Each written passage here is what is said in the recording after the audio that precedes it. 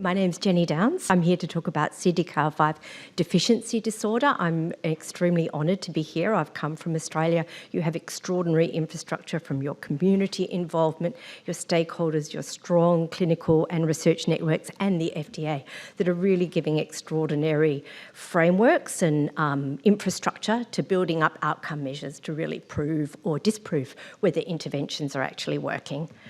So this is where I'm from, the Telethon Kids Institute in Australia. The sky is almost always blue where I am from, so that's a very true picture.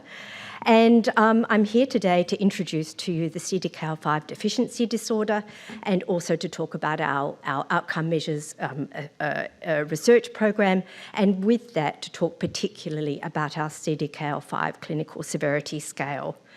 So to introduce you to CDKL5, it is a mutation caused by a mutation on the CDKL5 gene located on the X chromosome. It is an ultra-rare disorder with extremely low prevalence, estimated around 2 in 100,000 births, live births. And it's one of many developmental epileptic encephalopathies, or DEEs. And like most of those conditions, the spectrum of presentation is extremely wide.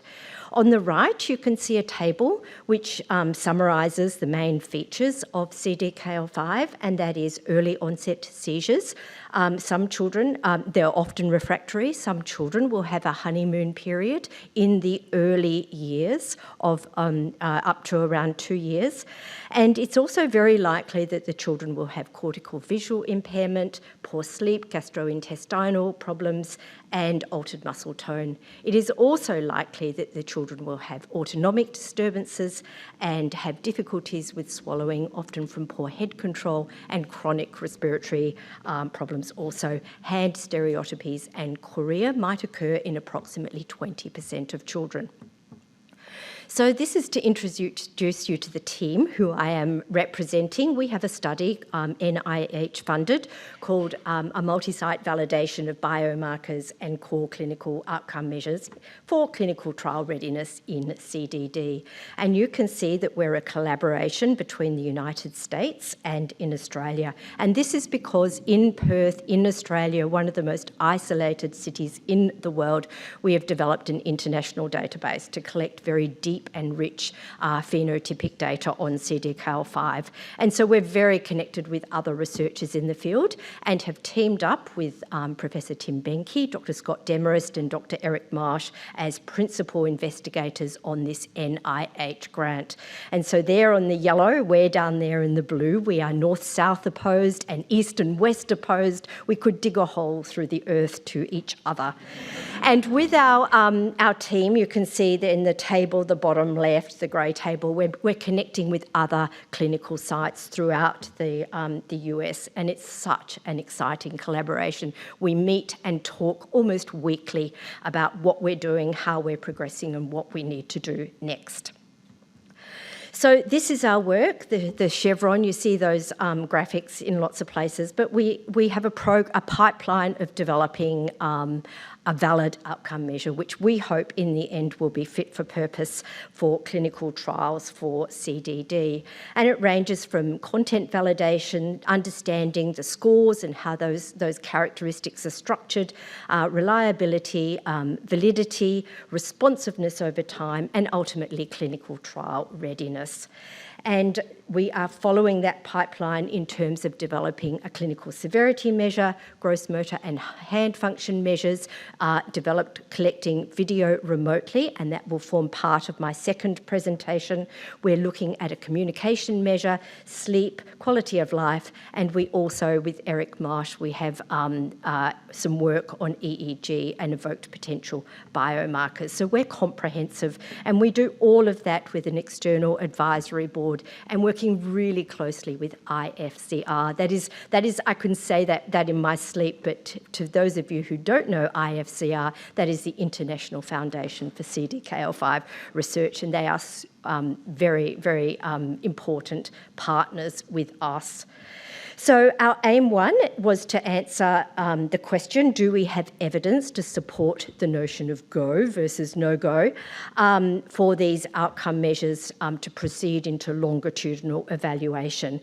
And our answer is yes for all of them, except we do have some concerns and cautions regarding the CSBS communication measure. But apart from that, we're proceeding with all of these measures now into the longitudinal phase of our study. The arrow shows where we are, and we are now collecting longitudinal data 6 monthly to look at the responses over time, their stability, and how they might be responding to different clinical events, scenarios, and treatments. And ultimately, we hope that we will have at least one or more, hopefully all of them will be clinically trial ready by the end of our program. So I'll now talk about the development and the validation of our CDD severity scale. This is based on work led by Tim Benke from Colorado, where he led a Delphi study to evaluate what do we need to assess if we're assessing children with CDD.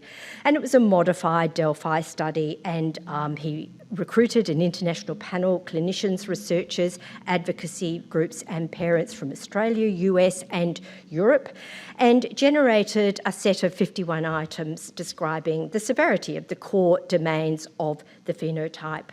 And that included, not surprisingly, items to describe epilepsy, motor function, communication, cognition, vision and behaviour. And some parts of that those assessment items would quite naturally be completed by a clinician, and others would quite naturally be completed by a parent caregiver.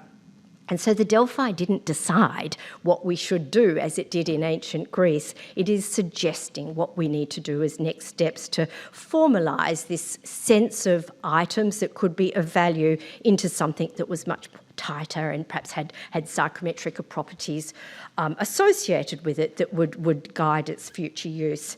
And so this explains why there are two components to the severity scale. One is clinician observed and reported, and the second component is caregiver observed and reported.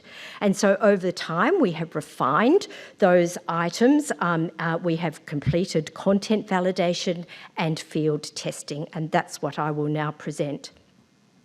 So the content validation involved, so we'll start with the clinician part of the assessment. We worked with a panel of about 8 epileptologists, neurologists who were looking after children with CDD. We conducted Think Aloud as our methodology, and then had a consensus meeting of exactly how we would word each of those questions and exactly how we would structure the response categories.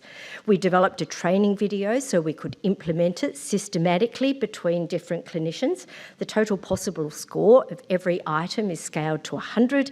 So for any domain score is also 100. And if we had a total score, we could average that to have a score out of 100. And this means we can compare between domains rather than have different denominators for different domains. And a high score in this scale is greater severity. We have field tested our clinician severity assessment with 148 patients. And this, I don't know what's happened to the animations here, but this is the findings of the factor analysis, where we simply asked the question, we think we had a priori 3 domains, and so our question was, do those 3 latent constructs explain the correlations between each of the measures? And for each of those components of the factor analysis, which also includes internal consistency, convergent and divergent validity, the findings are almost all within accepted limits and therefore satisfactory.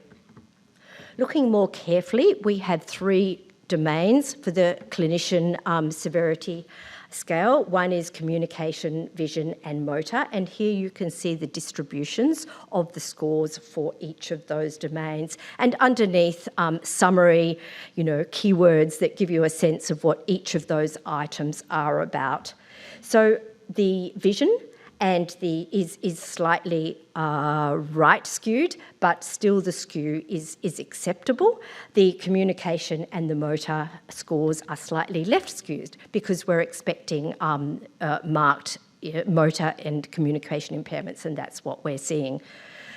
So the total scores were compared for different groups, males versus females, children with seizures, but then if they had no seizures, and we saw expected differences between our total scores. So the very basics of comparing, do we see difference by known, who we would expect between known groups. And our reliability testing following the video training is also high. 9 clinicians rated 14 sample videos, and our inter-rater reliability and intra-rater reliability were high. These are kappa values, and they're extremely high, so that was very pleasing.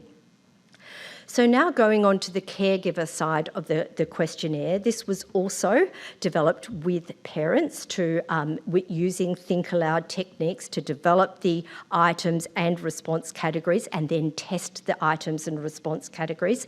And so these items and their response categories were a consensus of 15 parents.